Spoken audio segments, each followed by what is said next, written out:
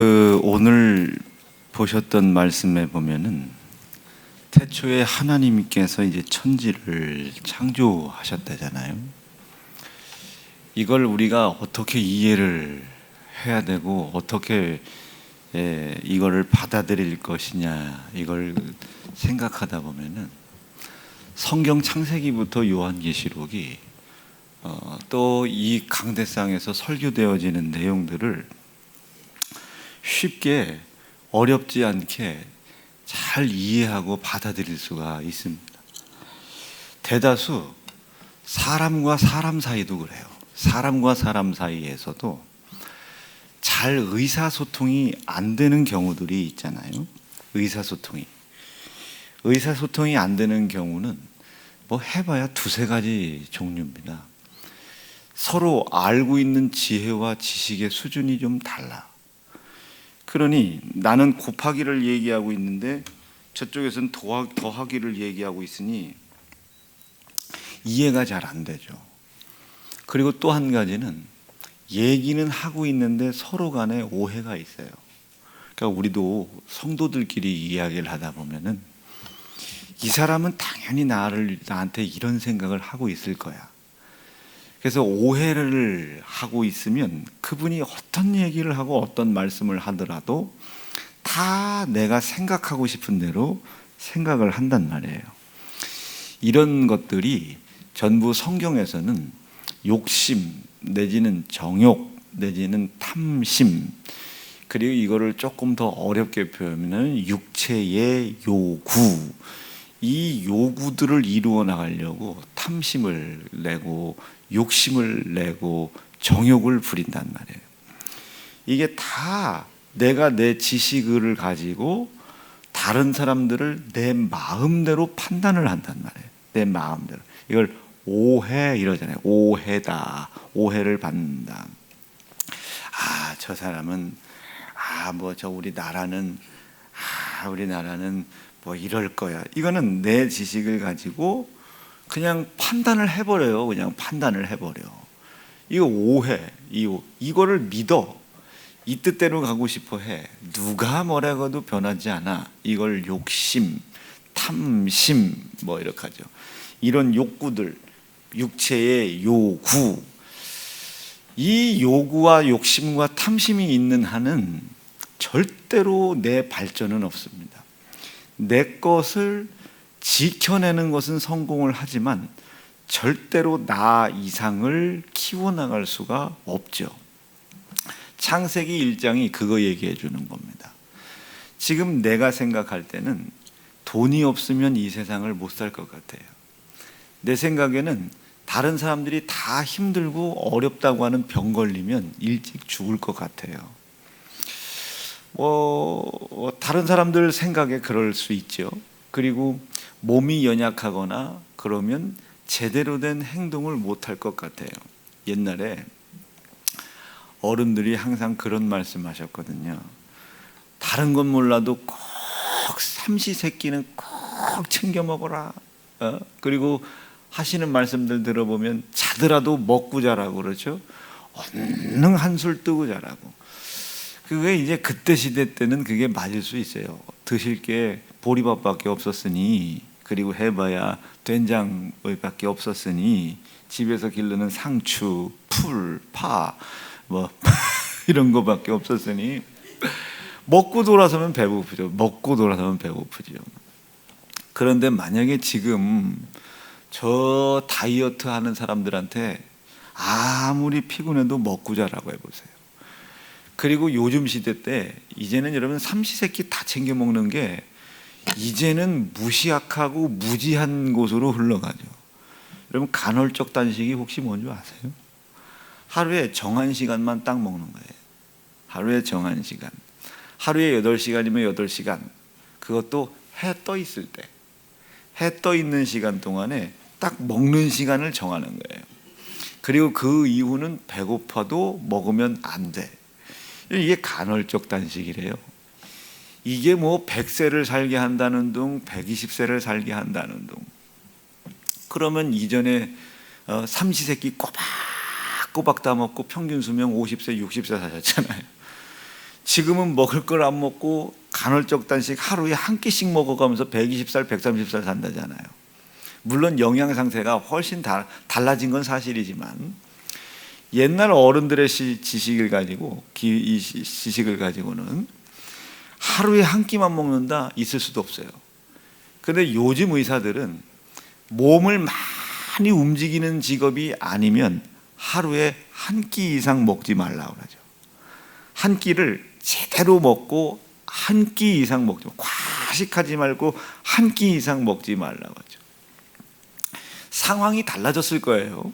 영양 상태도 달라졌을 것이고, 우리가 음식물을 섭취하는 것도 달라졌을 것이고, 식습관도 달라졌을 것이고, 유럽의 음식도 오고, 외국의 음식도 오고, 미국의 음식도 오고, 일본의 음식도 오고. 예전에는 동네 미군 아줌마 한번 와야 오렌지 주스 한번 가로타 먹었는데, 지금은 편의점에 널고 널린 게, 요즘은 동네 편의점만 가도 전 세계에 있는 모든 음식을 거의 다 맛볼 수가 있잖아요. 산촌에 살아. 그럼 풀 외에 다른 거 먹을 게 없어요. 어촌에 사나 물고기 위에 다른 거 먹을 거 없어요. 그러나 지금은 공중에 살든 지하에 살든 30층에 살든 50층에 살든 배달의 민족이, 그리고 쿠팡이라는 아저씨가 집 앞에까지 떡도 갖다 주고 고기도 갖다 주고 미국에 있는 물건도 갖다 주고 엄청나요. 물론 상황이 다 달라졌을 거예요. 그런데 상황은 계속 변해가는데 50년 전 식습관을 지금도 고집하면 틀린 얘기죠. 그때 거를 고집하는 사람들은 지금의 이 형편과 처지를 이해를 도저히 못할 겁니다. 이전에 50년, 60년 전에 아이를 길렀던 부모님들은 젖 외에 다른 걸 먹을 길이 없었어요. 근데 지금은 젖 말고도 먹을 게 많아요. 소젖, 염소젖, 양젖, 사람 모유보다도 먹을 게 훨씬 더 많아요. 그러니 그때 거를 지금도 만약에 고집을 한다면 이거는 세대 간이 됐든 부모 간이 됐든 자식 간이 됐든 갈등이 됐든 오해가 될 수밖에 없죠. 느낌이 오실 수 있겠어요? 그런데 이때나 지금이나 상황은 변했지만 변하지 않는 건 있을 겁니다. 왜 우리 어머니는 그렇게 돌 지나고 2돌 지나고 3살, 4살 유치원 갈 때까지 젖을 먹이라고 하나? 왜 젖을 먹이라고 하나? 그걸 봐야죠. 어머니, 할머니들이 왜 그렇게 이야기하는지 그 무언가가 있을 거예요. 젖을 먹이는 게 중요한 것이 아니라 왜 젖을 먹이라고 했는지가 중요할 겁니다. 젖을 하루에 3번 먹였냐? 젖을 4살까지 먹였냐? 이런 거 있잖아요. 제가 어느 집에 신방을 한번 갔는데 목사님 우리 집 애가요 돌 됐는데 애 젖을 끊는데요 그래요. 그래서 제가 야 그래도 돌이면 좀 너무 아쉽지 않냐? 한 2-3달만 더 먹이는 게 좋지 않겠어? 그랬더니 또 하고. 그러니까 시어머니나 시아버지는 도대체 이해가 안 되는 거예요. 한다는 소리가 예를 들자면 우리 정엽이는 4살까지 젖 먹었다. 우리 정엽이는 학교 갔다 와서도 지 엄마 젖 찾고 그랬다. 그게 정상입니까?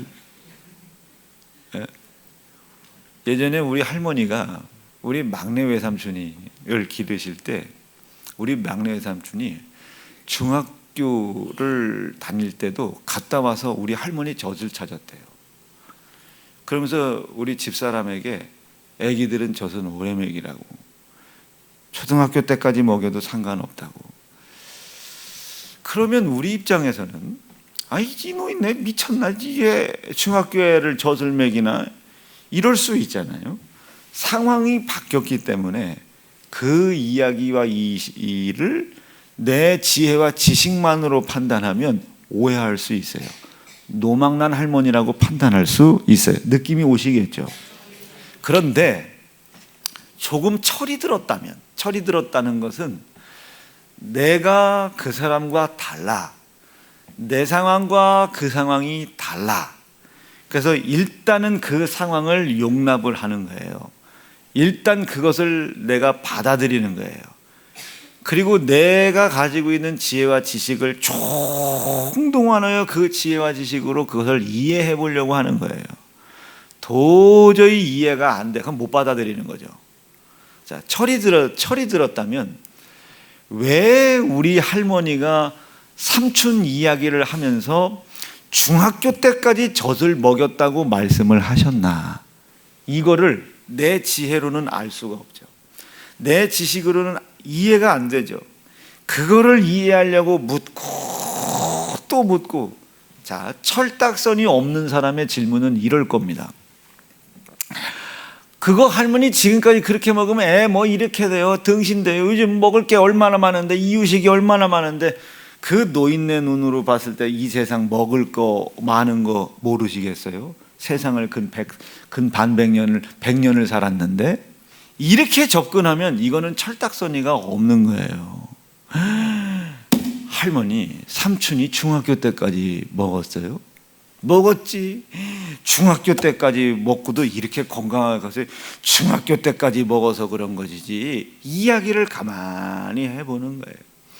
내 지식을 가지고 그 타인의 이 대화의 이야기의 중심 화제거리를 내 지혜로 바꾸려고 하지 말고, 야, 우리 때는 중학교 때까지 밥 먹였다, 이거 전 먹였다 그러면, 아이고 우리 때는 안 그래요 하면, 지금 이분이 나에게 무엇을 얘기하고 싶은지, 왜 이야기를 하려고 하는지가 파악이 되기도 전에 내 생각으로 그가 이야기하고 싶은 생각의 중심을 이야기하지 못하도록 방해가 하는 꼴이 되는 거죠. 이 느낌이 오시겠습니까? 이게 느낌이 와야 돼요. 이게 느낌이 안 오면 우리 죄의 문제 절대로 해결할 수가 없습니다. 이게 다른 사람이 지금 이야기를 하고 있잖아요. 야, 할머니가 봤을 때 지금 너 지금 돌도 안 됐는데 젖을 끊어? 야, 그러면 안 돼. 왜 저런 얘기를 하실까? 이야기하고자 하는 내용의 핵심의 요지가 있을 거 아니에요. 그거를 정당화하려고 네 삼촌은 언제까지 먹였고 언제까지, 그러면 이 내용의 대화의 주도권을 빼앗아 오지 말고 그러셨냐고. 아니, 할머니 얼마나 그럼 그 등치 산만한 저 삼촌을 중학교 때까지 하느냐고, 얼마나 힘드셨냐고. 그러면 힘든 얘기 나오겠지. 아니, 그 중학교가 이렇게 할머니 와가지고 젖가슴 만지고 막 젖 달라고 할 때, 아니 창피하진 않았냐고, 뭐 하진 않았냐고. 이제 그분이 얘기하신 것에 대해서만 질문하면 되는 거예요. 그러면 그 얘기가 1시간이 됐든 2시간이 됐든 듣기가 지루해서 그렇지, 그 얘기를 다 꺼내들 거 아니에요 이게. 예? 그럼 정리를 딱 해보면, 아, 이래서 이렇게 됐구나. 내용을 파악하겠지. 그럼 그 내용을 가지고, 아유 할머니, 내가 할머니 얘기를 가만히 듣다 보니 내가 애를 잘못 기른 것 같다고. 할머니가 이야기하는 내용의 중심을 잘 파고 요렇게 내가 한번 해보겠다고. 젖은 조금 덜 먹이는 것 같지만 요렇게 되려고 요렇게 그때 없었던 이런 것들을 한번 더 해보면 할머니 어떻겠냐고. 내용의 중심, 변치 않는 본질. 여러분, 그 할머니가 우리 삼촌을 중학교 때까지 젖 먹일 때 등신 만들고 영양실조 걸리고 만드는 뇌물로 기르려고 중학교 때까지 젖을 먹였겠어요? 뭔가 애미로서 새끼에게 이런 것만큼은 해줘야 된다라는 변치 않는 모자 사이에 뭔가가 있었겠지. 이거는 한 달 동안 젖을 먹이든 1년을 먹이든 10년을 먹이든 요것은 모성애는 변하지가 않잖아요.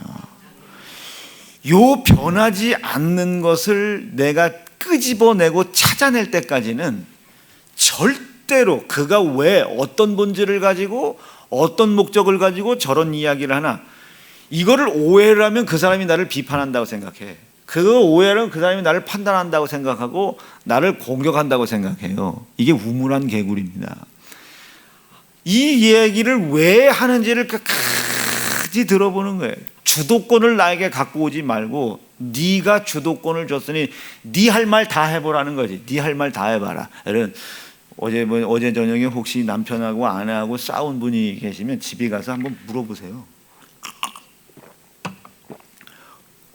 어제 왜 술 먹고 들어와가지고 희숙이 이름 불렀냐고. 자기는 왜 불렀는지도 몰라요.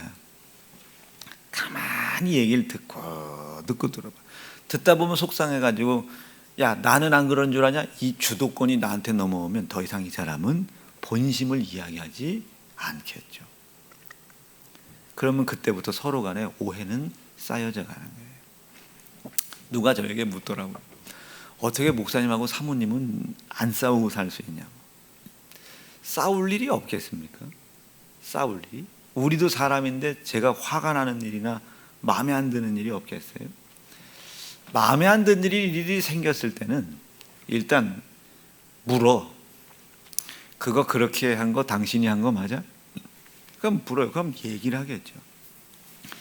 끝까지 얘기를 들어보는 거예요. 중간에 자르고 싶은 때가 한두 번이 아니죠. 그걸 일을 그렇게 당신은 옛날에 나한테 안 그래서 라고 얘기하고 싶은 적이 한두 번이야. 근데 끝까지 그 주도권을 뺏지 않고 계속 그랬구나. 아, 이래서 이랬구나. 아, 이래서 이랬구나. 아, 승질은 나지만 중간에 이 내 지혜와 지식의 한계로 그 사람이 나한테 이야기하고자 하는 정보가 끊어지면 이제 그때부터는 오해가 생기기 시작하는 거예요. 이게 느낌이 오고 계신 거예요. 속상한데, 언짢은데, 도저히 이해가 안 되는데, 억울한데, 이 새끼 지도 그러고서 나한테는 하지 말래. 억울한데 나도 그랬잖았어? 라고 주도권을 뺏어오지 말고, 나는 더 아팠어. 주도권을 빼앗아 오지 말고 끝까지 얘기를 듣는. 아, 이래서 이 얘기를 했구나. 이거는 아무것도 아니에요. 이게 무언지를 알아내야 되는 거죠. 자, 성경도 마찬가지예요. 왜 이 세상이 이렇게 됐나? 코로나 기간 동안에 왜 교회가 그따지도 욕을 먹었나?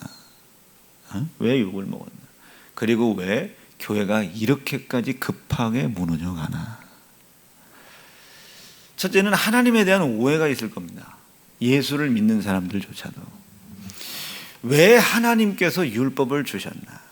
도둑질하지 말라고 줬지 뭐. 11조 내라고 줬지 뭐. 우리 사이도 마찬가지입니다. 하나님에 대한 오해가 있어요. 우리가 하나님의 내 지혜와 내 지식의 한계를 가지고 그냥 그분을 판단해 버려요. 이게 쌓이는 거예요. 해석을 했는데 잘못 해석을 한 거예요. 틀렸어요. 내가 풀어냈어요. 내가 이걸 잘 풀어냈어요. 해답을 얻어냈는데 잘못된 해답인 거예요. 내 지혜, 내 지식. 우리가 수학 문제를 풀 때 수식을 계산을 했죠. 그럼 반드시 뭐라 그래요? 역산을 다시 해보라는 거예요. 다시 해보라. 1 더하기 2는 3이냐? 그럼 3 빼기 2가 1이 나와야 답이 맞는 건데, 문제를 풀었는데 역산을 안 해봤어요. 검토를 안 해봤단 말이에요. 1에 가도 맞고 1에 가도 맞아야 되는데 1이 가도 맞는데 1이 가면 틀려. 이건 오답인 거죠. 근데 이걸 맞았다고 확실히 내가 이해를 해서 오해죠. 오해. 느낌이 오시겠어요? 하나님도 마찬가지예요. 11조 해라. 그러면 내 지혜로 아주 어려워 죽겠는데 돈 내라네. 지금 이분이 왜 그 말을 하려고 하는지를, 왜 이분이 그 말을 하려는지를, 그분이 상황, 환경, 조건, 여건 어느 상황에서 이 이야기가 나왔는지를 내가 조금 힘들더라도 어렵더라도 끝까지 들어봐야 되겠죠. 그분이 나보다 나이가 1살은 더 먹었을 테니까. 우리가 아버지가 왜 나에게 이런 이야기를 하고 말씀을 하시는지를 자식된 입장이 어찌 그분의 경험과 연륜을 초월해 나갈 수 있겠습니까? 우리 아버지께서 1941년도에 태어나셨어요. 그것도 음력 2월 달에. 그러니까 이제 40년생이라고 하는 거죠. 이제 먼저 들어가셨으니까. 그럼 지금 연세가 80이 넘으신 거예요. 자, 그분은 일제시대 때도 갓난장이었지만 일제시대도 경험을 하셨죠. 6.25도 경험을 하셨죠. 박정희, 이승만 다 경험하셨죠. 대한민국의 정부가 어떻게 수립되는지도 아셨죠. 이 시대별에 흘러가는 걸 우리는 그 시대를 안 살아봐서 모르지만 이분은 왜 이런 말들이 나오는지를 알고 계신단 말이에요. 근데 너무 중요한 것은 알지도 경험해보지도 못한 우리가 완전히 경험한 그 자들의 이야기를 들으려고 하지를 않아요. 이게 마귀 역사입니다. 전 세대에 대한 오해를 갖게 하죠. 부모와 할아버지 세대에 대한 오해를 갖게 하죠. 그리고 그냥 치부해버리는 거예요. 독재자, 뭐 나쁜 놈, 뭐 이놈은 뭐하는 놈, 뭐하는 놈. 치부해버리는 거예요. 그럼 세대 간의 오해가 해결될 방법이 없죠. 여기서 한술 더 뜨는 것이 이 세대나 아래 세대나 공평하다. 이게. 인권이 있다. 여기서 이 아래에 가르친 것을 억압할 수 없다. 일방적으로 가르칠 수 없다. 그러면 세대가 끊어지면 세대 간에 가지고 있는 이 지식의 광대한 범주, 여러분 일제시대 압니까? 6.25 압니까? 모르죠. 이 세대들은 그거를 경험으로 직접 가지고 있는 분들이란 말이에요. 직접. 근데 이 세대와 세대를 끊어놨어요. 우리의 가지고 있는 지혜와 지식의 수준 안으로 이것을 이제 판단할 수밖에 없죠. 아무리 옳게 판단해도 오해죠. 느낌이 오실 수 있겠습니까? 그래서 성경은 너 경험해보지 않은 거 안다고 얘기하지 마라. 그걸 직접 경험한 자들에게 찾아가. 연대를 기억해야 되는 거예요. 시대를 기억하는 거예요. 이게 부모 공경의 시작입니다. 엄마가 뭘 알아? 아버지가 뭘 알아? 할아버지가 뭘 알겠습니까? 뭘 알겠어요? 자, 두 번째, 뭘 모르겠어요? 뭘 모르겠냐고요? 그 할아버지 아버지. 돈을 얼마를 줘야 그 일제시대 때 그 고난과 고통의 경험을 우리가 체험하고 경험하고 알 수 있겠습니까? 이 모르는 거죠. 자, 뭐 얘기하고 싶으냐? 우리가 하나님에 대한 오해도 그렇다. 하나님이 무엇을 말씀하려고 11조를 하라고 했나?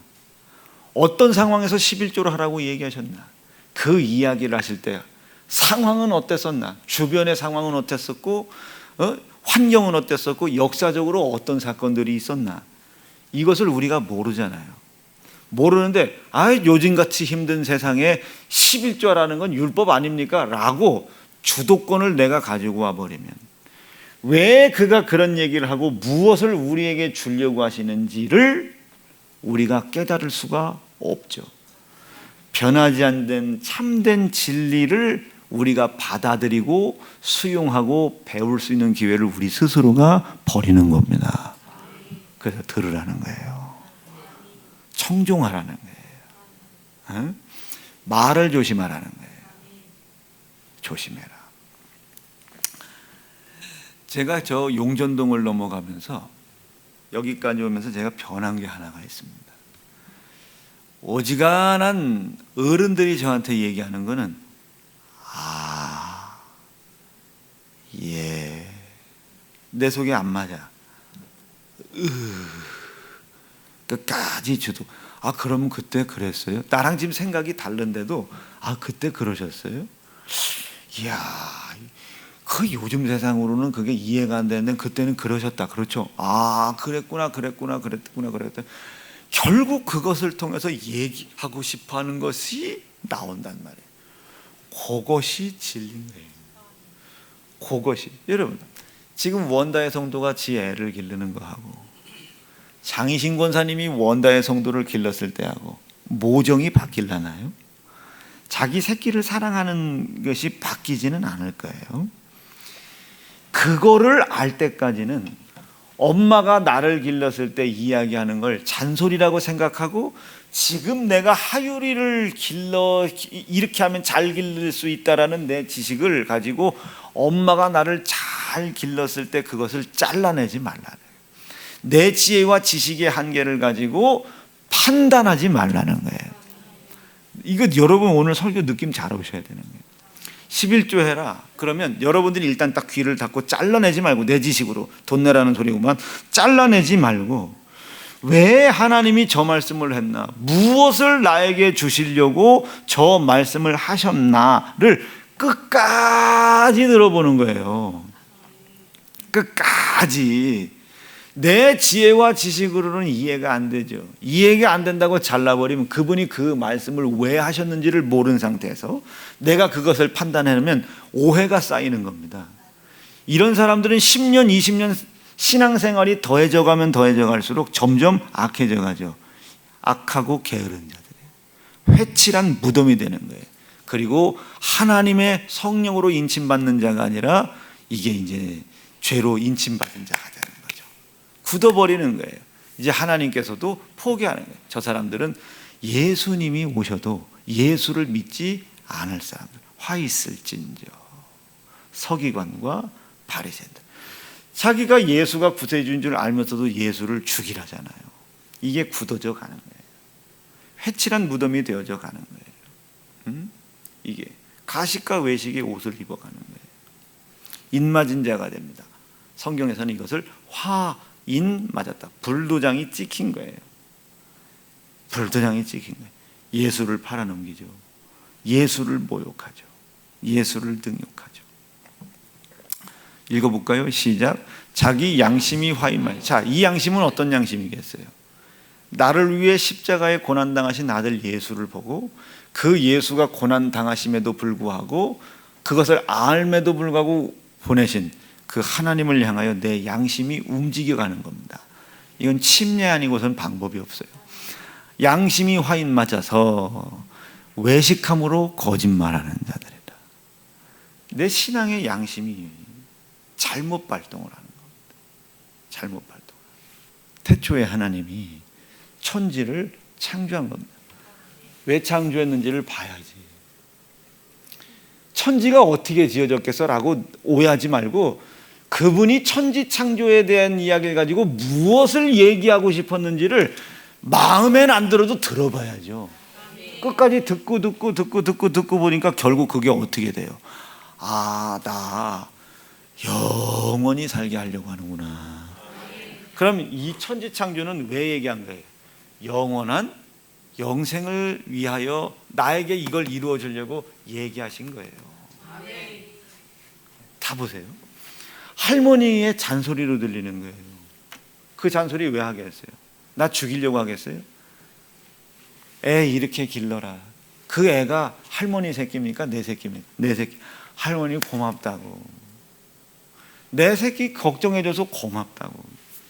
결국 그게 잔소리 같지만 힘든 소리 같지만 듣고 무엇을 얘기하고 싶어 하는지를 중심을 봐. 그럼 결국 내 새끼 잘 기르라고 하시는 소리야. 얼마나 고맙습니까? 납득이 되겠어요? 이게 창세기 1장 1절이라니까. 태초에 하나님이 천지를 창조하십니다. 왜 창조한지 알아요? 모르죠. 하나님이 천지를 창조한 창조의 힘을 갖고 있다면서 나는 왜 못 살게 해? 나 좀 돈 좀 주지. 들어보라고. 얘기를 한번 들어보라고. 그가 뭘 이야기하고 싶은지를 들어보라고. 그리고 그가 뭘 얘기하고 싶은지 그거를 내가 얻으려고 하라고요. 그래야 잘 살지. 그래야 병 고쳐지지. 그래야 그분이 날 도와주죠. 나는 그분이 그분의 이야기를 끝까지 듣고 그 얘기를 왜 하고 계신지를 알아내려고 하고 그것을 갈망하고 있는 한 그분은 나를 다스리셔야 됩니다. 이게 태초에 하나님이 천지를 창조하시느니라 라는 말씀을 믿고 그 하나님을 창조주로 인정하는 믿음이죠. 그걸 보기에 좋으셨다고요. 싸가지 없는 게 아니라 무지해서가 아니고 그걸 보기에 좋았다고. 아이고 하나님 천지를 창조하셨군요. 아 창조하셨는데 첫째 날 이걸 만드셨군요. 둘째 날 이걸 만드셨군요. 그리고 얘기하고 듣다 보니까 이거를 이것 때문에 지으셨구나. 그래서 나에게 들으라고 하셨구나. 아이고 감사하다고. 내가 이제까지 듣느냐고 힘들었었는데 결국은 나 때문에 그걸 그렇게 말씀하셨구나를 내가 깨달았다. 내가 그거를 잘 알고 이루어 가겠다고. 이걸 순종이라고 합니다.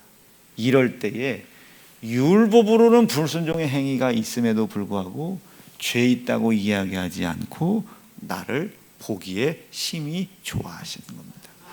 그의 기쁨으로 누가 15장에 나와 있는 것처럼 그의 기뻐하심으로 나에게 기쁨을 누리게 해주는 것이 마땅한 겁니다.